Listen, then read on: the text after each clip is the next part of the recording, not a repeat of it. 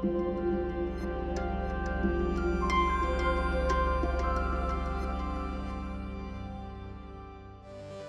my name is Ian and I am an accessibility specialist, and that's what I'm here to talk to you about today. Accessibility and specifically how it relates to smaller studios.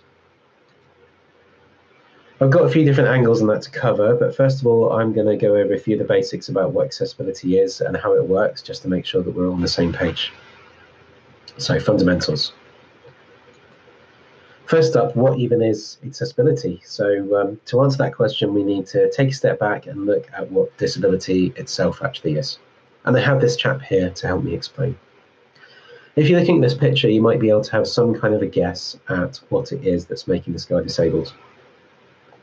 You might be thinking that he has cerebral palsy, and he does, but cerebral palsy is a medical condition, and that is a very important distinction to make. So what else? You might be thinking about him being in a wheelchair, but again, that's not a disability. That's kind of the opposite of disability. It's what's actually allowing him to go about his day, which he was doing just fine until he tried to go into this bar and encountered the steps. And that's what disability is. It's mismatched interactions like this that result in some kind of barrier performing day-to-day tasks. And those barriers, whether it's steps, small text, inflexible controls, color use, they're usually put there by other people, by us. And that is a bit of a heavy thing to get your head around, that as designers, developers, content producers, we can actually disable people. But the flip side is that by being aware of barriers and working to avoid or remove them, we can actually prevent disabling situations from happening and ensure that more players are having the kind of experience that we intended. And it's that that's known as accessibility. And it matters for all kinds of reasons, for the human benefit of the access that games can give to recreation, to culture, to socializing.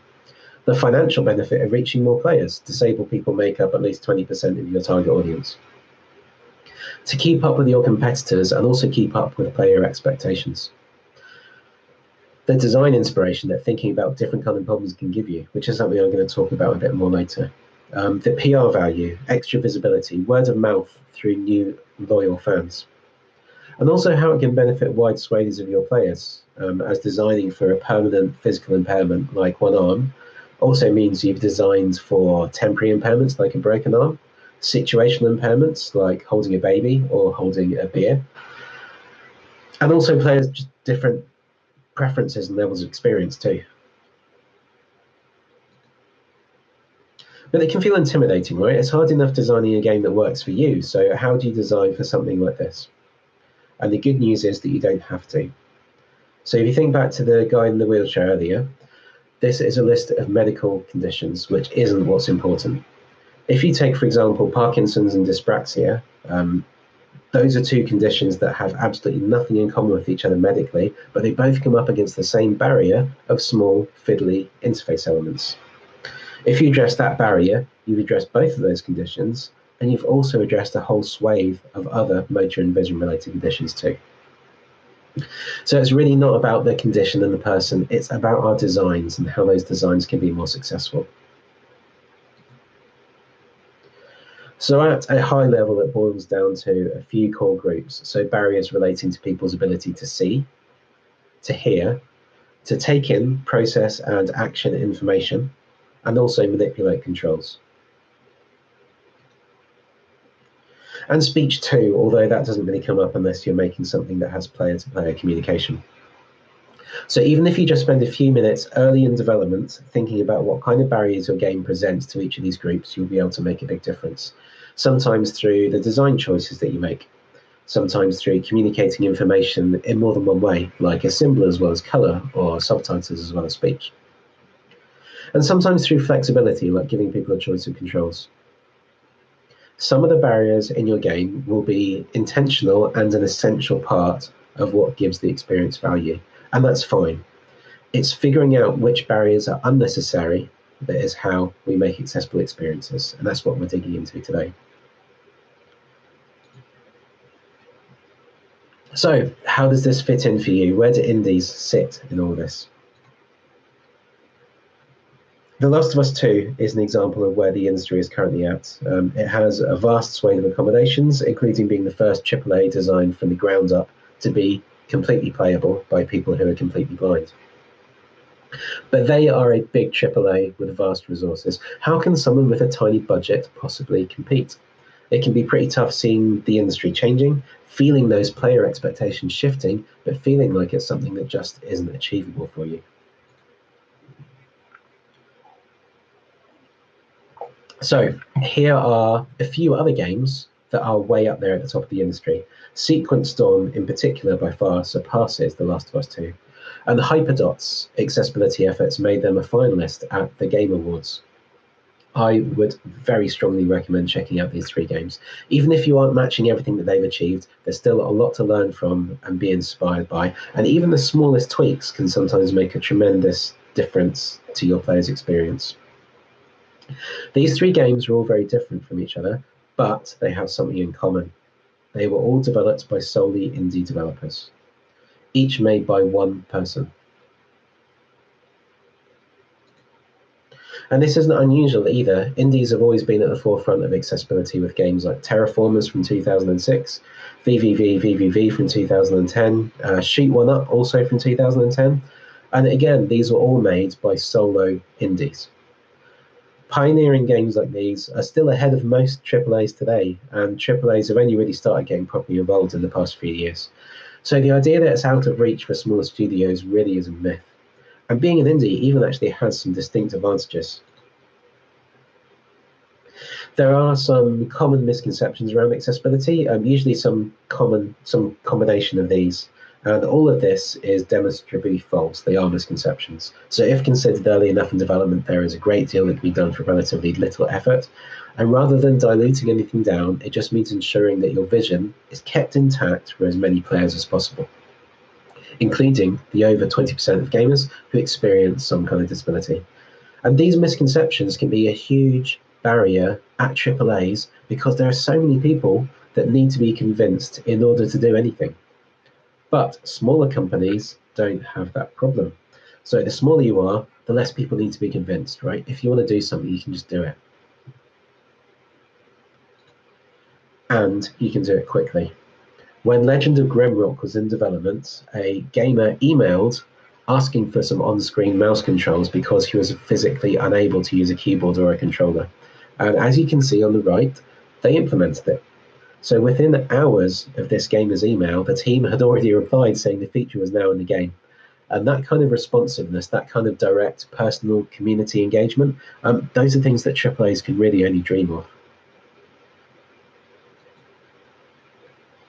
So accessibility is important to you, and as a small studio, you have some distinct advantages, but what about the development itself? How can you fit accessibility into tiny timescales and tiny budgets? The most important technique actually applies equally to AAAs as to indies, so let's go back to Naughty Dog for a second. The Last of Us 2's predecessor was Uncharted 4, and Uncharted 4 did some cool things, a relatively small number of them and late in development. That's what you're looking at in this slide. And the reaction from the team was the same as it always is in those situations. Oh, man, if only we thought about it earlier, we could have done so much more, we could have done it so much better. So that's what they did with their next game. Naughty Dog had been really open about what their secret sauce was for The Last of Us 2, and it was simply considering accessibility from early in development. There is literally no time at which it is too early to think about it. If thought about early enough, there's a lot that can be really cheap and easy, even free, a simple zero-cost design decision. Like text size. If you decide up front that you aren't going to use tiny text, that's it, job done. Compare that to a game called The Outer Worlds. Now, they launched with very small text, and they actually addressed that in a post-launch patch. And that work took them 3 months. And if you're thinking about accessibility early, it can inspire and inform how you design your game. So to explain how, I'm going to jump back in time a little to the dawn of human civilization. Back to the first time somebody made a finger mark on a cave wall with some mud. And since those days, many people tried to reinvent writing. resulting in the stylus, the quill, the pencil, the fountain pen, the biro. All variations on the same theme, right? Because if you try to answer the same kind of question, you're likely going to come up with the same kind of answer. But I'm pretty sure that none of you use devices like that for most of your writing anymore. I'm guessing most of you are using keyboards, right? And the keyboard comes from the typewriter. And how did the inventor of the typewriter come up with such a wildly different kind of answer? By asking a different kind of question. The inventor of the first working typewriter was trying to figure out a way for someone who was blind to be able to write letters. And what you're looking at is actually one of that blind woman's letters. So anytime you type anything, you're actually using technology that was invented for blind people. So that was a little bit of a detour, but it is relevant, I promise, because the same thing happens with games. Like this game, Puzzle Retreat. In the early stages of development, they started thinking about accessibility, in particular for motor and cognitive accessibility. And they found inspiration in that. They liked where their thinking was heading with it and just adopted that thinking as the game itself. So they scrapped the idea of timers, scrapped move limits, scrapped retry limits. They even scrapped progression. They made all the stages available from the start to complete in any order. So they went for more of a relaxing Zen-like experience instead of the usual frantic action puzzler approach they had originally aimed for. So they had made their game accessible by design, and in doing so, they had actually differentiated themselves from the competition enough that their game was featured on the iTunes front page with all the commercial implications that brings.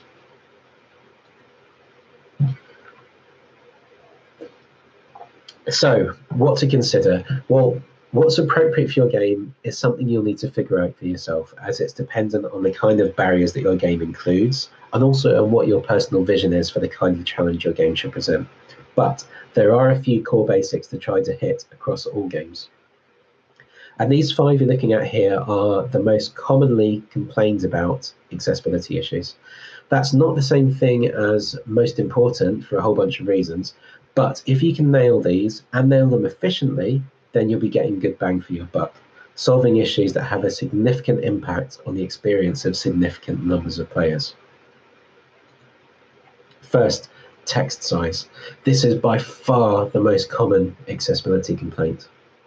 There's a pretty wide range of needs, so ideally what you want here is scalable UI, but even if you can just decide from the outset that you are not going to go below 28 pixels at 1080p, which is roughly the size of the text here in Love is in a Dangerous Space-Time, you'll be able to make a huge difference for really 0 effort. Next up, remapping. So letting people move actions over to inputs that are more usable for them. Unity's new input model is supposed to have this covered, but it's currently a bit of a pain to work with. But there are plugins you can use instead. Things like C input, rewired, in control, and S input, but more of those later. Something that is worth highlighting, the simpler your controls are, the more effective remapping becomes. You know, a controller having 16 buttons doesn't mean that you're required to design controls that use all of them. Always try and keep in mind where the complexity is really necessary. And think about physical strain too, so things like button mashing or holding buttons down. If you can figure out ways around those, that can be a really quick win too. Color blindness. There's a pretty widespread misconception that this means filters, modes, and so on. Don't use filters. They aren't what colorblind people ask for, and they cause as many problems as they solve. Modes should actually be a last resort too, because what a mode is actually a workaround for inaccessible design choices. So instead, try to make your game accessible by default, like Puzzle Retreat did. So this means not relying on color alone to communicate or differentiate things. So also use something else like shape, patterns, icons, text. Subtitling. Most games now have subtitles, but they're usually pretty rubbish. There's a whole bunch of nice stuff you can do to make them better, things like toggleable speaker names and speaker direction and scalable text. But if you can just ensure good size and good contrast without too much text on the screen at the time, you'll be way up there at the top of the industry. So what exactly does that mean? It means at least 46 pixels at 1080p with a solid plain background behind the text, ideally black. no more than 2 lines per subtitle, no more than 40 characters per line. If you want to take things up a notch from there, a very quick and easy way is to let people change the transparency of the background behind the text. And the last is intensity. Firstly, of what you're doing with the camera. Anything that gives a sense of motion that doesn't match what the player's head is doing in real life can make people ill. So that means things like screen shake, motion blur, weapon bob. So if you can avoid or minimize these, then great. But if not, then at least let people turn them off. And secondly, intensity of effects. This is the really important one. Photosensitive epilepsy isn't common, but seizures can cause serious injury, and they can be induced by flashes, flickers, and patterns. There's actually an internationally agreed standard of what constitutes a reasonably low level of risk, and you should try to avoid anything ever falling outside that. Giving people a warning or a toggle doesn't really cut it, because the way people find out they are prone to seizures is by having one. Like the time a boy had his first seizure playing Raving Rabbids, which resulted in Ubisoft introducing mandatory epilepsy testing across all of its games. What you're looking at here is a setting in a game called Everhood. The imagery on the right actually sits below that reasonably low level of risk, but they still offer a setting to turn the flashy effects off. And this is a good thing to be able to do, because outside of seizure risk itself, there's a whole bunch of other people who intense effects can impact negatively, sometimes even painfully, with conditions ranging from autism to migraines. There's actually paid software called the Harding test that can evaluate footage of your game for seizure risk. And that's what Everhood used, and it's what the big publishers use too. But what if paying isn't feasible? Well, that international standard on risk avoidance is publicly available. And what you're looking at here is a slightly simplified version of what it is you need to avoid. So I'm not going to cover all the details now, but it is pretty straightforward stuff. So if you can keep this in mind when you're developing your game, you'll be able to make a big difference without too much effort.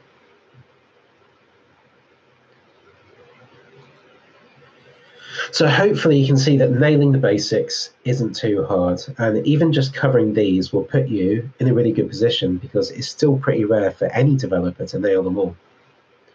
But what about going further? Well, even on the smallest budgets and timescales, there are always low-hanging fruit, things that are quick and easy, especially if you're thinking about accessibility early. What you're looking at here is a bunch of accessibility settings in an indie point-and-click platformer called Lair of the Clockwork God. And here's what the developer had to say about them. It was astonishingly easy, to be honest. I spent about 4 to 5 hours total, adding 9 core changes. And honestly, it was all pretty straightforward, easy work, which is exactly what I need right now. In the scheme of things, that's probably less time than I spent choosing the color of the options menu. And concentrating on the easy things is fine. It is totally okay not to be able to do everything. I'm going to come back to that idea again at the end. Another example, this time of a specific feature. This is from the solo indie title Epic Eric. The developer added a high contrast mode, which was just a rectangle between the foreground and the background. It's transparent by default, and players can tint it all the way to white, all the way to black. This is really valuable, but very rarely seen across the whole industry. And this feature took the developer 15 minutes to implement, most of which was actually making the slider UI itself. And a very well-known example, Celeste. So this game has been hugely influential on other indie platforms in particular, with many games copying and building upon Celeste's ideas, which were in turn developed in response to how exclusionary Cuphead's inflexible design was. Celeste's whole feature set took 2 weeks to implement. And if you look at the kind of accommodations they implemented, that brings me neatly on to the next thing. So this is another indie platformer from a few years before Celeste, called Even the Ocean. If you have a look at the kind of options that games like this and Celeste have, quite a few of them look an awful lot like debug options. options you implement to make your life easier while developing, or variables you tinker with for balancing that you then turn off and hide from players when you release the game. So maybe don't hide them, put them in the menu instead. Chances are they'll be a useful accessibility consideration for someone. So you may even have built a bunch of useful stuff already without even knowing it. But isn't that cheating? Won't that break the game? Pushing people further away from your vision. With options like these, like invincibility and slow motion, you might think so, and in some cases they may be, but it's always worth thinking about the full breadth of who might want to play your game. For example, I know someone who is unable to use his hands and interacts with technology, including games, by using voice commands. So for example, he speaks the word jump, and that triggers pressing the spacebar. As you can imagine, that's quite a slow and imprecise way to interact. So as Celeste is a precision platformer, the default game is unplayable for him. With invincibility and slow motion turned on, he can play, but it still takes a great deal of practice and trial and error for him to get past each screen. And that success through persistence is exactly the experience that the developers had in mind for their players. So those options are actually letting people get closer to the intended experience rather than further away.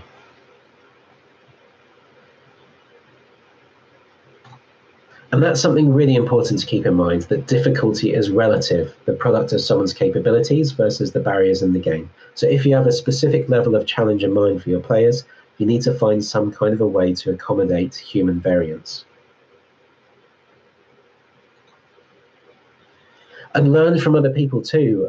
We're in a luxurious position now of the field being mature enough that there are loads of great examples of good practice that you can copy from other games, and a ton of great free resources too. These three are just a few of them. When you look through resources like these, you'll often find things you're already doing that you didn't realize were useful for accessibility, because accessible design and good design are often just the same thing. If you want to spend time on R&D and pushing the industry forwards, then that is awesome. But there is absolutely no shame at all in just copying what other people have done. And other developers are always happy to chat with you about their work too. Accessibility is a field that thrives and seems to encourage openness and collaboration. And as John Knowles from Turn 10 says, it's almost as if there's a race among developers to see who can make the most accessible game. And I know a little bit about racing. It's honestly a race where everybody wins. So on that note, here are a bunch of indie accessibility superstars to check out. I'm not going to list out what they all do, but they're all great in their own ways. There is a ton of great work out there that you can learn from. That link there is just to a text version of that list, or grab a screenshot or whatever as well.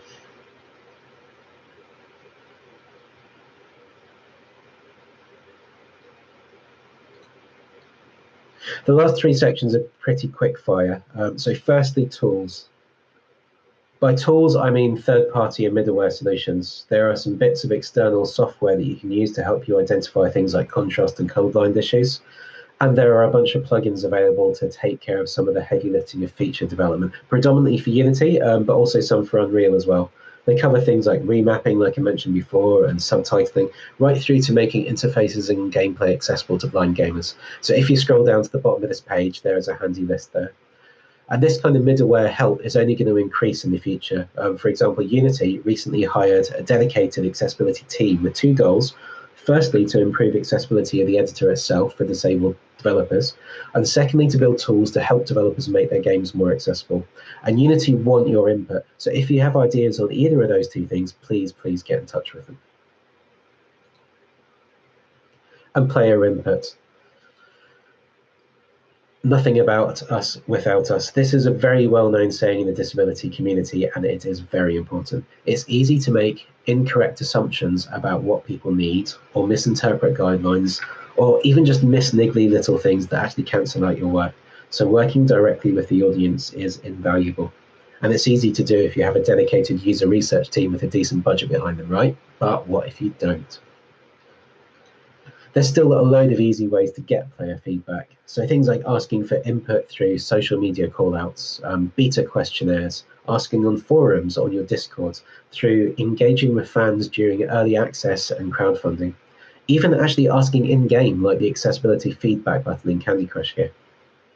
But make people feel like their feedback is wanted and be respectful of their time too. So don't expect too much more than a quick reply for free. But also remember that giving people something in exchange for their time doesn't have to mean money. So sometimes a copy of a game or inclusion in the credits can count too. And make use of prominent advocates. Don't feel shy about asking someone who has lots of disabled followers to signal boost for you. That's exactly how Eagle Island ended up with its industry-leading low vision considerations. So the developer put a call out on Twitter for input, asked for a signal boost, and then ended up with a whole bunch of low vision gamers giving him direct feedback. And reach out to experts and specialists for advice too, but again, be respectful of time. Don't be too demanding, but still ask. Most of us are happy to give some degree of help for free. So you've recognized the importance of accessibility, you've used techniques, tools, and player input to ensure as many people as possible can have a good experience, but there's still one vitally important thing that can undo all of your work. So let's take a look at two indie puzzlers, Dots and Flow Free. Quite different games, but both based on the idea of connecting similarly colored dots. There is a significant barrier here, and to see what it is, I'd like you to keep your eye on the orange, red, and green circles on the right. This is what the games look like with one of the common forms of color blindness. As you can see, not playable. And the social media response was predictable. This game really discriminates against us colorblind people. I won't stand for this hashtag fight for what's right. What these games could have done with was some kind of consideration for colorblindness, right? And actually both games did. Dots through palette changes and Flow Free through the additional labels, but people just didn't know that was an option. If the games had been accessible by default, that wouldn't have been an issue.